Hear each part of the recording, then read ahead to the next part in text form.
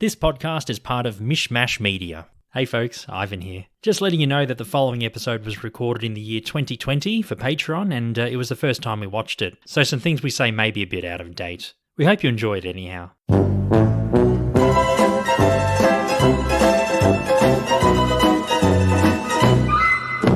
Hello folks. Hello there. Welcome to another episode of Curbcast Season 2. My name is Ivan. And I'm Stephen. And we are the hosts of Seinfeld Podcast, but I don't want to be a secondary character, and this is our B podcast. Unlike Bidwabask, where we get a random episode of the show each week, we get an episode of Curb Your Enthusiasm in chronological order, and we review it scene by scene. And, oh boy, Stephen, this week we have a really good treat, so to speak, from Season 2. Trick or Treat is the episode. That's right, the third episode of Season 2, and one where Larry might be at his all-time worst. His all-time worst, but he does get his revenge at the end. He does. Yeah. A lot of satisfaction. Absolutely. Yeah, I love how he gets the orchestra to blast Wagner in Walter's house. So good. Yeah, no.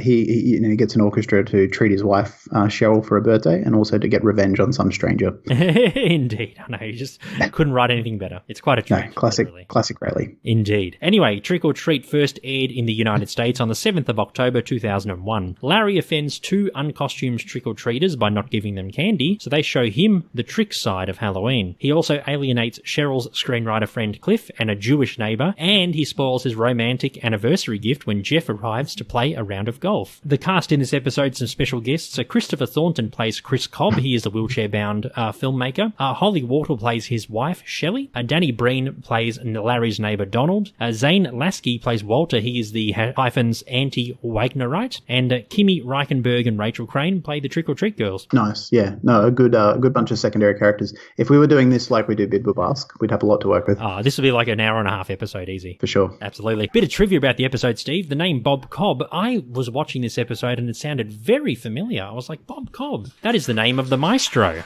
Oh, it is too. It is, yes. The maestro who appeared in the Maestro and the Doll episodes. Another throwback to Seinfeld. Larry loves doing those. He does, absolutely. And there is a mention of Jason Alexander, because in the last two episodes he appeared as himself, but this time he is mentioned as well as J.O.D. That's right. So 3 Seinfeld references. Indeed. Anyway, the first scene of Trick or Treat. Larry and Cheryl are with Chris and Shelley, and they're waiting for a table before the premiere of Chris's film. Larry subconsciously puts his arm around Shelley. She thinks that it is an advance. As they head to the table, he asks Shelley if Cheryl's birthday necklace will be ready by Thursday, and she says that it will be ready. Yeah, I'm guessing Shelley must be like a jewellery maker. There's another jewellery maker on the show. This also happened in season 1. Yeah, I feel like in like 90s and 2000s sitcoms, the idea of like, a husband getting his wife, a bracelet or a pendant as a anniversary or a birthday gift or just as an apology gift was a pretty common trope. So I guess it makes sense that, Larry's always buying Cheryl jewellery of some sort for whatever reason. But at least it's for her birthday this time. Yeah, not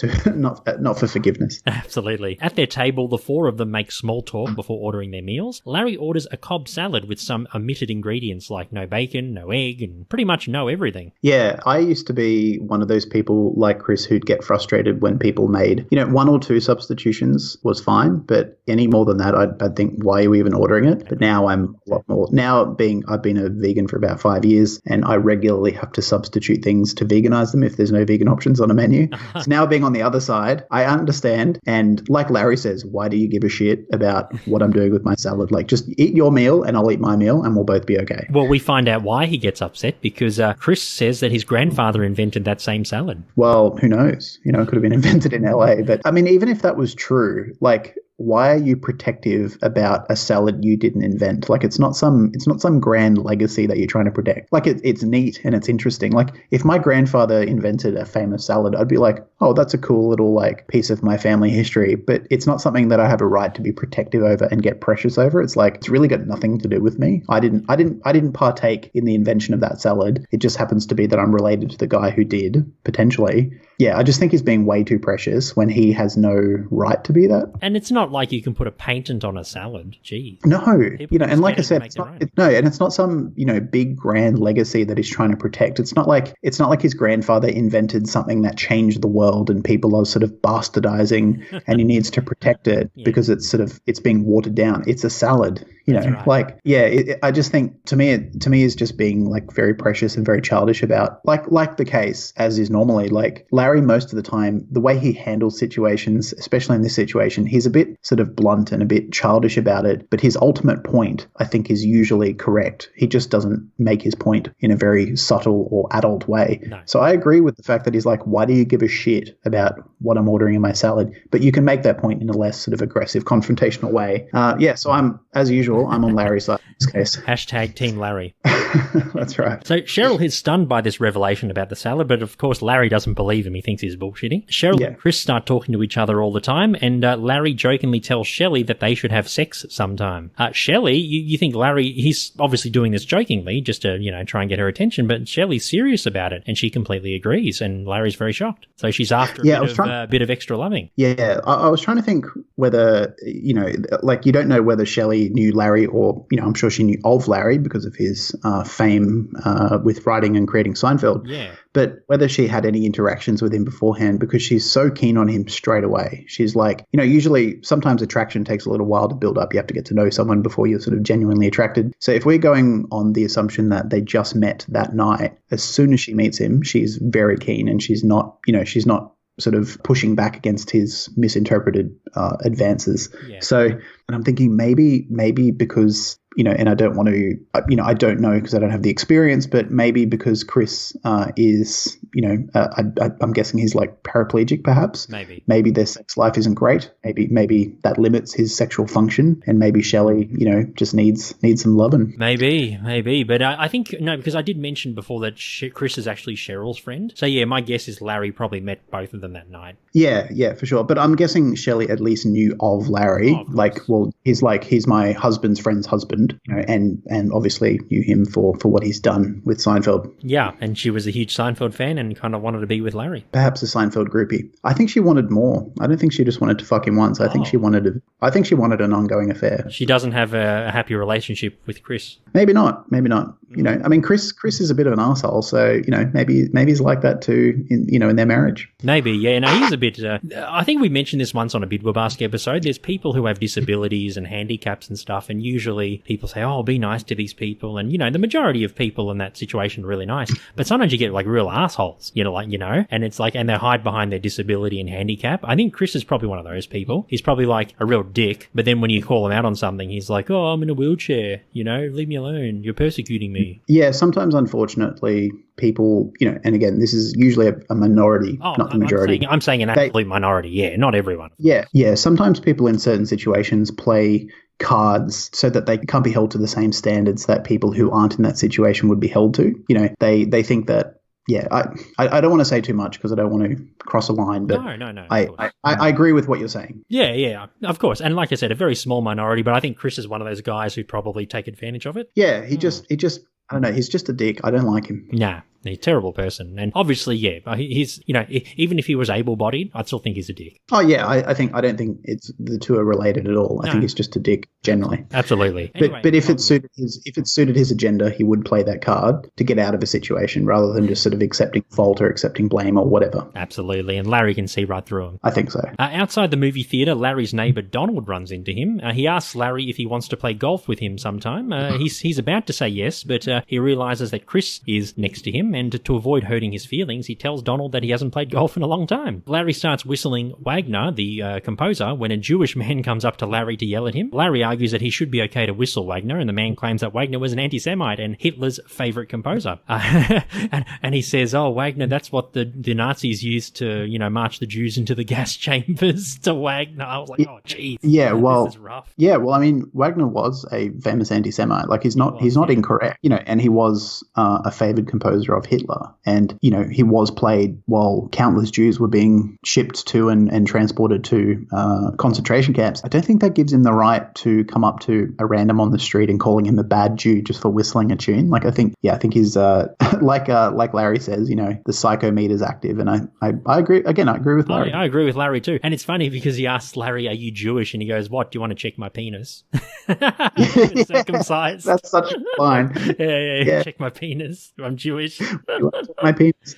I think if he doesn't have a name, he's just credited as the what is it? The anti-Wagnerite? He's credited as the anti-Wagnerite, but Chris reveals his name's Walter. Oh, that's right. Yeah, it is Walter. I think if he had a real problem, like if it was a real sensitive point for him hearing Wagner in public, fair enough, because historically it is a sensitive thing. But if he had a real problem, I think the more appropriate way to handle that would be to just maybe discreetly tap Larry on the shoulder and be like, look, I know you were probably just innocently whistling Wagner, but, given A, B, and C reasons, can you please just not whistle it here, like whistle it at home? Yeah. And I think Larry would have been receptive to that, but to just call him out in front of everyone and embarrass him and to just call him a bad Jew because he doesn't sort of comply with his wishes straight away, I just think it's almost like a Larry David way to handle a situation, like he's so over the top and so ridiculous when he could have just sort of tapped him on the shoulder and done it a bit more discreetly and a bit more politely. But then that wouldn't be as funny, would it? I know. I'm just saying in real life, yeah. If he wanted to act the way an adult should act, I think that's the way to go about it. Absolutely. Well, Larry once again is in the right. Yeah, I mean, Larry sort of matches him in terms of like being a ranting lunatic, but his point is still salient for sure. Absolutely. Well, we find out that Chris actually approaches the man and he greets him, and turns out that he and Walter are friends because Chris says his name's Walter. Larry and even Cheryl are bewildered by Walter's behavior. He's just a really angry guy. Yeah, he's very explosive. Like something small happens and he just explodes. Absolutely. And he just goes off on like weird rants about being a bad Jew, and his point is fine, but the way he's expressing it is very, very inappropriate. Indeed. And he does, Chris says that his name is Walter, and he tells Larry that they live 2 streets away from him, and Larry and Cheryl are like, oh, great, fantastic. Yeah, awesome. In the cinema, Larry unintentionally reinforces his supposed desire for Shelley to her when they accidentally touch knees in the cinema. He begins yawning, complaining about being tired after Cheryl berates him for it, and of course Chris notices it and glares at Larry because he thinks that he's probably bored with his film. After the showing, people are praising Chris for the film in the foyer. Larry tells Chris that he's enjoyed a scene with a character going underwater in cold water and blowing out cold air out of their mouth. What comes out? Smoke? And then Chris is like, breath. It's breath. It's steam. It's steam. It's neither one of those. You like that, huh? Because Chris passively aggressively questions whether Larry actually was paying attention to the film, and they're about to go for a drink when Chris decides to go home with Shelley, and the Davids agree to do the same. When asked what Larry is up to tomorrow, he lies and tells Chris that he's just sitting around, and Cheryl... Just sitting around. Cheryl's surprised as she thought that Larry is going to play golf. That's right, and just before they leave, Shelley hugs him for just a bit too long. A bit too long, I noticed that. Jeez, it's pretty full on. Yeah, and if you look closely, if you replay the scene, you can see Chris kind of like looking over quickly thinking, what's going on over there? Yeah, because he does have, we find out later, he does have suspicions. Yeah. So I think he's able to sense something's off. Maybe like, we theorized before that maybe their marriage isn't very good at the moment. So maybe she's been a bit flirtatious with other men as well. And, he's a bit sus on everyone. Absolutely. In the next scene, back at home, Larry is brushing his teeth in the ensuite while Cheryl is talking to a previous secondary character from Curb, Wanda, from last episode, Thor, about what happened that evening. And Larry denies that his yawning was the result of being bored of the film. And Cheryl playfully disagrees with him as she's talking to Wanda. And she also mocks him about lying to Chris about golf. And Larry says he doesn't want to upset him. Yeah, Larry, in a weird way, is trying to protect his feelings. But as usual, the way he goes about trying to be nice is easily misinterpreted. So, and it's great how Wanda makes like an uncredited, unspoken appearance back on the show. It's good. Yeah, you can tell. I'm sure she gave him, like last week, a bit of sass. Sure did. At Larry's office, his receptionist wishes him happy Halloween. She says that Shelley called and left a message, and Larry thinks, it must be about the bracelet.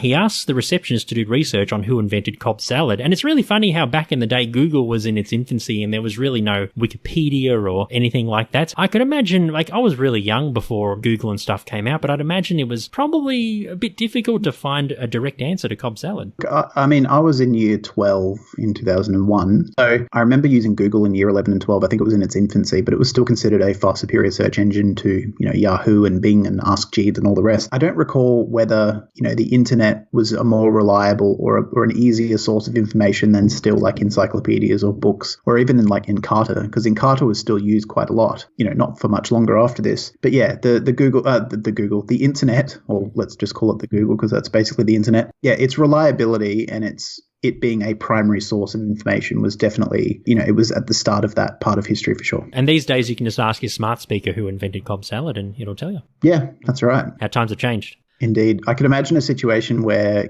Chris comes over and just to embarrass him, Larry, they're in the room with the smart speaker and then Larry goes, hey, by the way, hey, I don't know the Device. name of any spas. Hey, Device, who invented the Cobb salad? And then, the Device recounts the history, and it's different to Chris's just to humiliate him. I can imagine him doing something like that just to sort of stick it to him. And then Chris grabs the speaker and destroys it. And he says, Google's lies. Yeah, and he's all like- lies. Larry heads to his office and he returns Shelley's call, and it's implied that Shelley is interested in having an affair with Larry after his advances. We don't hear what Shelley says on the phone, but we hear what Larry says, like his responses and what he says. And especially his sex line in the restaurant, that really got her intrigued. I mean, she's obviously being very direct on the phone, and he realizes, very quickly what's happening. At first, is like for the first 5 or 10 seconds, he's a bit confused, and then obviously in his head, he sort of pieced it all together, and he's like, oh wait, no, like it's all a mistake. I wouldn't do that, and I was just joking for their benefit, and da da da da da. So Yeah. it's funny to see him squirm. Exactly. Well, like you said, Larry claims it was a joke, and after a bit of arguing, Shelley hangs up on him, and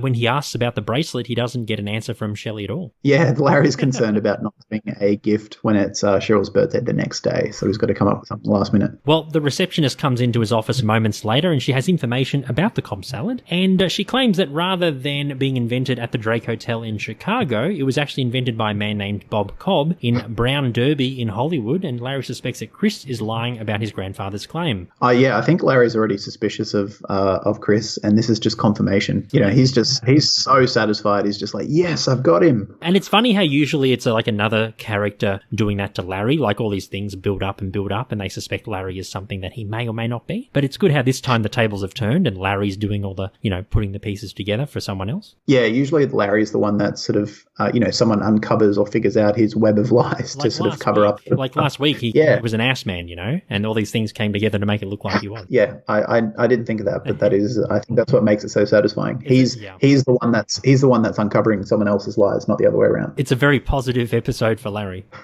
In some ways. That's right. Anyway, the next scene, that evening it is Halloween night. Larry and Cheryl are preparing candy for trick-or-treaters. Larry answers the doorbell to two teenage girls. They claim to be 13, but Larry thinks they're more like 16 or 17. He also questions why they're not wearing costumes. One of them claims that she is a student, while the other one claims to be dressed as a teacher. Larry refuses to give him candy and shuts the door on them. In this situation, I think I've said it last week or the week before, Curb Your Enthusiasm is just, the way it's written is just like 5 or 6 tiny little moral dilemmas pieced together. It's just like, what's the right thing to do here? What's the right thing to do here? What's the right thing to do here? This, to me, in this episode, is the biggest what is the right thing to do here situation. And I obviously have to ask you, do you think Larry, again, even though the way he goes about it is pretty insane and the way he makes his point is very sort of extreme, but his point ultimately is that near adults, 16, 17-year-old teenagers going around in no costumes asking for candy when it's normally reserved for kids who put a lot of effort into their costumes. I don't disagree entirely with his point. I disagree with how he makes it. I think he's a bit of an arsehole to the girls.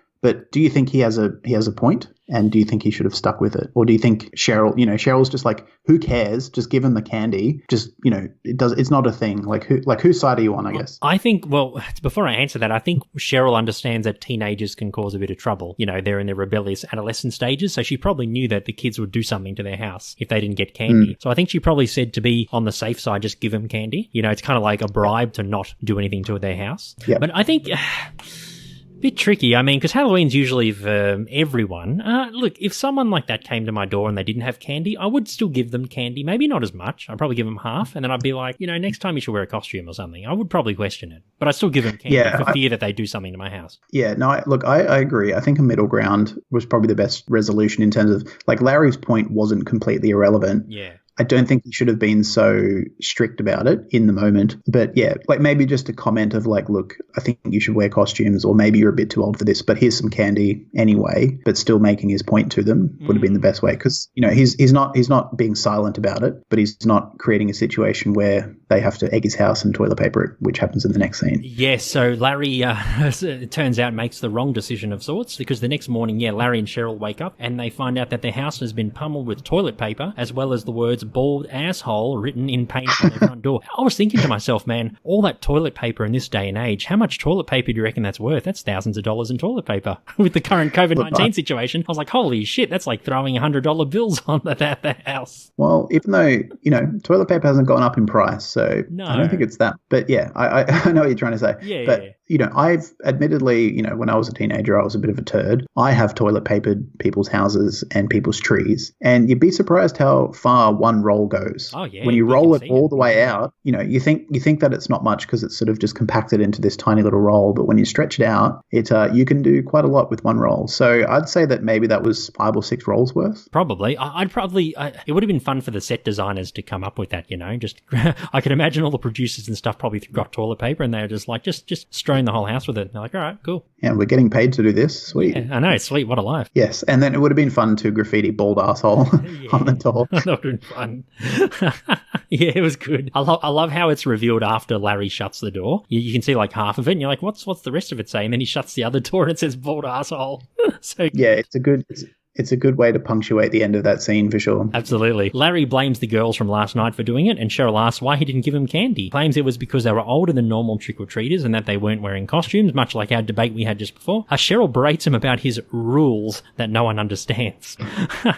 Yeah, and it's the first time it's never occurred to me. Like, we always talk about how Larry, his points a lot of the time, the point he's trying to make is sort of, most of the time it's got some relevance, even though it might not be entirely correct or you might not entirely agree. He's never usually off the mark completely. The way he justifies some of his decisions is based on this imagined set of rules that he has that no one else knows. And I've never realized that. Yeah. Call back, what time is appropriate to call people, where you have meetings, where the best place is to have meetings, like in last week's episode. Yeah, so it never occurred to me that he does have his whole set of rules that no one else knows. So I'm glad that Cheryl made that point because I was like, oh yeah, you're right, he does. Yeah, he's never his rules. Yeah, and he holds everyone to these standards that they don't even know they're being held to, and that's what causes it. He's sort of he's creating his own frustration because he's not flexible.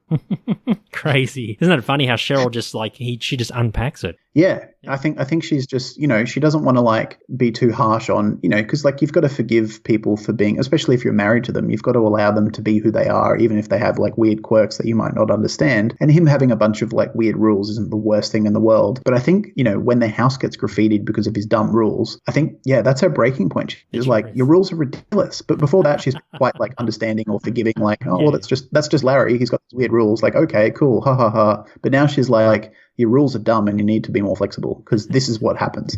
Absolutely. And it's just insane. It's just the perfect encapsulation of Larry. Yeah, for sure. And I love in this scene as well, the cops, the main cop who's talking is just trying to be really calm and practical and just saying, look, well, when you open the door, you enter a social contract, and he's not blaming Larry. He's trying to be neutral, but you can tell he thinks in his head, you didn't deserve this, but your dumb rules created this situation, And then Larry berates the other cop for, when he's like, I'm bald and I don't find that offensive. And he's like, no offense, sir, but, with all due respect, you've chosen to be bald as a fashion statement.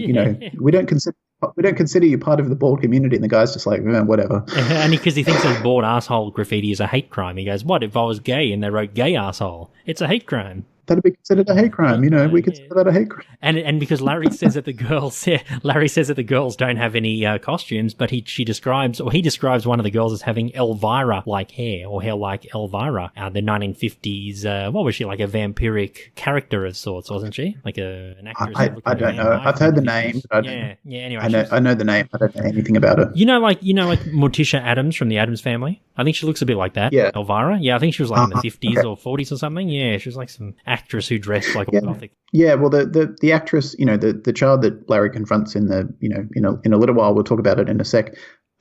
She kind of does have a teenage gothy, I'm a bit of a badass vibe to her. So I can understand the comparison, as well as hair. Yeah, you probably listen to Marilyn Manson and, Coal Chamber.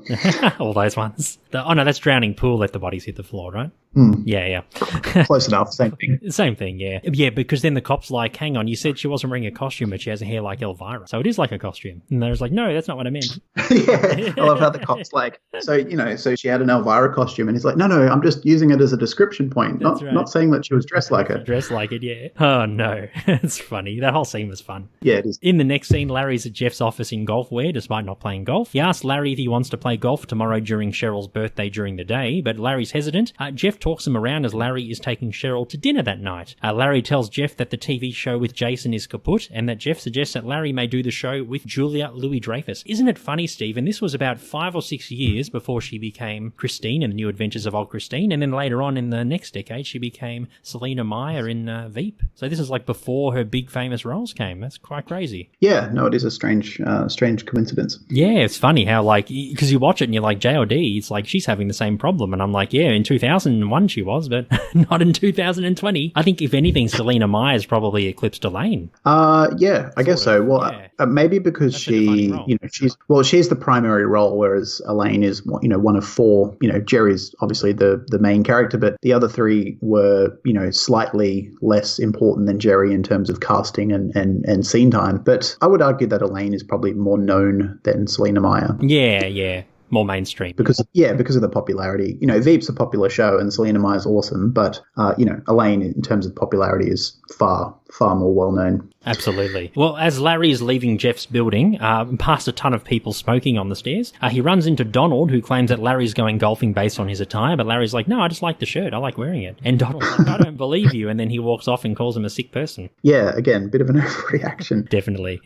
Kind of crazy. Donald's just like, as if you just wear that without going to golf. That's crazy. Yeah, there's a lot of assumptions in this episode. Like, a lot of Curb Your Enthusiasm episodes, like, when they make accusations, which is a common thing, like, people find out that someone's done something wrong and then they go up to them and confront them and say, hey, you did this thing wrong. It's usually based on solid evidence, but this episode, the evidence is generally more flimsy. You can't just assume that it's a fair enough conclusion to draw. Like, well, someone's wearing golfing clothing and they do like golfing, so they're probably golfing. But it's not always a case of if it quacks like a duck and walks like a duck. Sometimes it's not a duck. It's not a duck, indeed. Well, we find out that Donald isn't the only one with these assumptions, because in the next scene, Larry enters Chris's house to look for Shelley so he can get the bracelet, and Chris finds him and says that she's not at home, and he tells Larry about his advances on his wife. So I'm guessing Shelley was probably so distraught, and maybe Chris saw her and said, what's wrong? And then Shelley said, this is what happened. I reckon she probably just told him everything. What do you think? Yeah, Chris definitely confronted her. Yeah. And again, I think it's in the context of them having a rocky period in their marriage. So I think it's a discussion that they've had,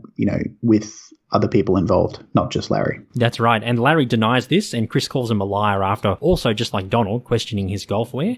But this time Larry has a bit of ammo up his sleeve. He counters with Chris's lies about the Cobb salad. And Chris yells that Bob Cobb stole his grandfather's idea as he chases Larry in his wheelchair. Yeah, no, that's a good scene. It's like, he was lying. He stole my grandfather's idea.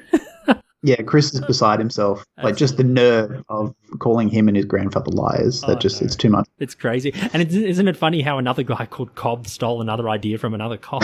Isn't that funny? Well, who do you believe? Do you reckon Chris is lying, or his grandfather lied, or do you reckon Bob Cobb's a liar? Well, I'm going to have to go on Wikipedia and find out who actually invented Cobb salad.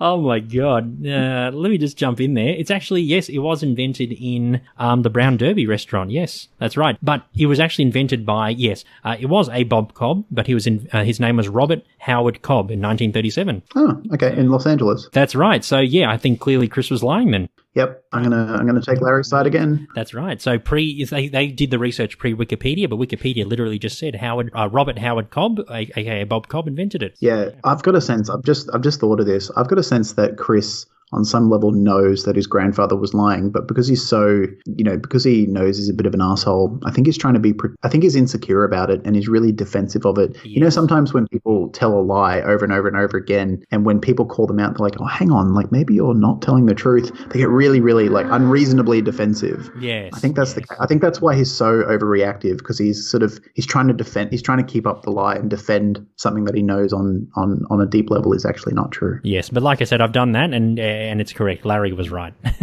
Chris is indeed a liar. In the second last scene, Larry's driving home when he spots the Elvira-haired girl sitting on the front porch over her big house, massive mansion. Well, I guess it's near Larry, so they're all pretty big mansions over there. They live in a healthy part of LA. Yes, he accuses her of the toilet paper incident and asks to speak to her parents. Walter comes out, of course. Of course, he's her father, and that he is aware of Larry trying to sleep with Chris's wife. He starts yelling out loud, calling Larry a lousy Jew, as Larry just casually casually walks off. Yeah, and then he yells out, he's like, Postman, tell everyone. That Larry's a bad Jew. Walter's just... Larry, I think, finally makes the right decision, and he realizes this guy's a lunatic, and he just sort of laughs him off and walks away, and he's just like, yeah, okay, cool. Like, keep ranting, you lose. Like, he's just like, whatever. I think it's the first time that Larry has shown some restraint and gone, I can't win this argument because this guy's, a lunatic. I'm just going to walk away and smile at him and just drive off and let them be lunatics, Absolutely. I think it's the first time that he's exercised restraint and dealt with something in a bit more of a mature adult way. Well, I think it's probably the last time in a while from what I've seen in Yeah. It's a rare glimpse of maturity for sure. This is not some permanent change of behavior. That's right. Anyway, in the last part of the episode, the next morning at home, Larry greets Cheryl with a 5-piece orchestra performing in their foyer. Jeff comes in to get Larry so they can play golf. Larry tries to compromise with Cheryl, but she says that Larry must stay with her for her birthday. Larry tells Jeff to leave, despite telling Larry how hard it is for him to get a day off as he leaves the house. Yeah, at first Larry tries to scam 9 holes, and then he's like, how about 6? And Cheryl's like, nah, you can't do this to me, which is fair. It's like, it's your wife's birthday. Like, you can play golf anytime. Like, you're not doing anything. Exactly. You know, a week ago, 2 weeks ago, you just wanted to sit around in a hotel and do nothing and retire. Exactly. You can play golf anytime. You could probably buy a fucking golf course. You've got so much money. Just give one day to Cheryl. One day, please. I know, yeah, no. Just one day. I'm against Larry in this scene, but he does get his revenge later on. That evening, Walter wakes up to the sound of an even larger orchestra. I think there's probably, 12 people or something? Something crazy like that.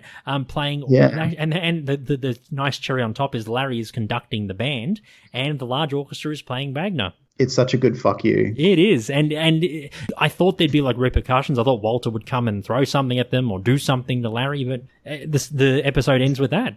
It's perfect. Larry gets a lot of laugh for once. It's nice. It's nice to see in a way. Yeah, it's a rare occurrence where, there's a series of little wins throughout this episode. Like, other than his house being vandalized and, Shelley misinterpreting his advances, he kind of wins more than he loses in this episode. He calls Chris out on his Cobb bullshit, and I think even though we didn't see the end of that scene or the end of that interaction, I think Larry would have walked away and Chris would have known that he kind of like lost that argument because he knows that he's lying. Yeah. And like I said, at the end of this scene, at the end of the episode, he kind of like has the ultimate fuck you to Walter. Yeah. So it's nice to see, even though Larry again deals with things in a very immature kind of weird stubborn way, most of the time that results in him just like, he just loses out in all those situations. It's good to see a couple of wins. Yeah, absolutely. Well, I'm sure we'll see more in the future, but it's good that it happens sometimes. Yeah, and I'd even say another little win is him, when Jeff's like, you got to work with with Jason, and Larry's like, nah, I don't want to work with him. And then, him transferring his idea over to JLD, even though it's just,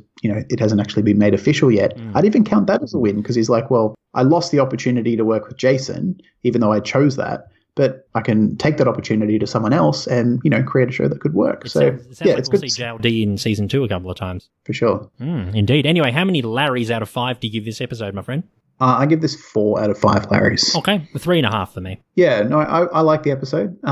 Like I said, like seeing Larry get a few wins mixed in with the losses. Like he can't win every single time; he has to have a few losses in the episode. But it's good to see, a bit more of an even result for Larry by the end of the episode. What about you? Like, what did you like and what didn't you like? I like the fact that Larry got a good ending for once. I think it's the first time in probably the whole time we've done Curbcast that he's done it. I like the fact that the tables were turned on Chris being the suspect one. Things building up, and Larry suspects Chris of doing something rather than usually it's another character doing the same thing to Larry, like last week with the asses. I just enjoyed that. I like those dynamics, how they kind of shifted. Yeah, for sure. And I liked that Walter was almost like he was more Larry than Larry in that he's just this nuts, wasn't he? He just escalates situations out of nowhere. Like he takes one little thing and just explodes it into this big drama. Yeah. And it's even too much for Larry. He's just like, what? Like, who is this guy? Exactly. So it was good to see. Yeah, it was good to see kind of that, it was almost like Larry seeing himself like as others would see him. You know, maybe that gave him a bit of perspective. Maybe he's like, hang on, am I like this to other people? Like, is this how other people see me as this raving lunatic? Yeah, he'll probably change next episode. He'll be for sure. Like any reflection or insight doesn't last long. So by next episode he'll be back to his normal self. So that's fine. But you know, in the context of this episode, if it gave him a tiny bit of insight, then you know that's another little win. That's something, definitely. Well, that was Curbcast episode 3 of season 2. Thank you so much for listening. If you want to get in touch with us, send us an email, find us on social media. You'll find all those details in today's show notes. My name's Ivan. And I'm Stephen. And we will see you next week for another episode of Curbcast and But I Don't Want to Be a Secondary Character, our Seinfeld podcast. You take care. See you then.